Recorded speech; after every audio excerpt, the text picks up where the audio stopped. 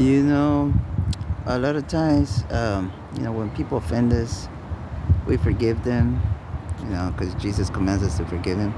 But a lot of times when we make mistakes, we have a hard time forgiving ourselves, and, we have to be more kind and forgiving towards, ourselves. Peter asked Jesus, how many times should I forgive somebody, that offended me? And Jesus said, 7 times 77. So if you can forgive somebody that many times, that much, you should be able to forgive yourself even more. So, we got to be kinder and gentler, not just towards others, but to ourselves, and, when we make mistakes. So, making mistakes is part of life, and we're gonna continue to make mistakes as long as we're alive, and we can't be too hard on each other's. And Jesus forgave the woman that they brought before her. He forgave her. And he says, I don't.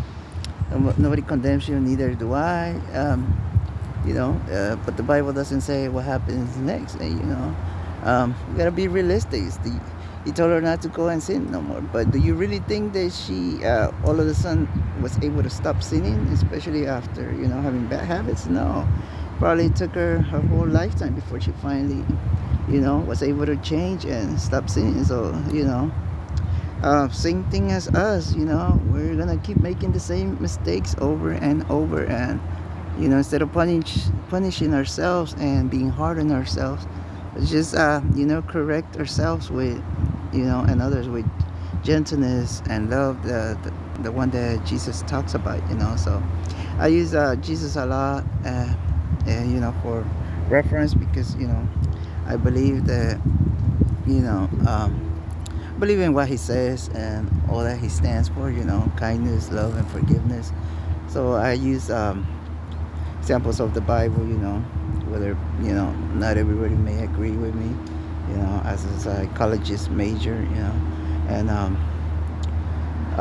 yeah, we gotta forgive one another, forgive ourselves when we make the wrong mistakes, when we overspend, when we make a mistake and don't treat others right, just forgive one another, apologize if we have to one another, even to ourselves, and just be kind, and be aware that you're gonna, if history, background or lesson taught us anything, is that we continue to make the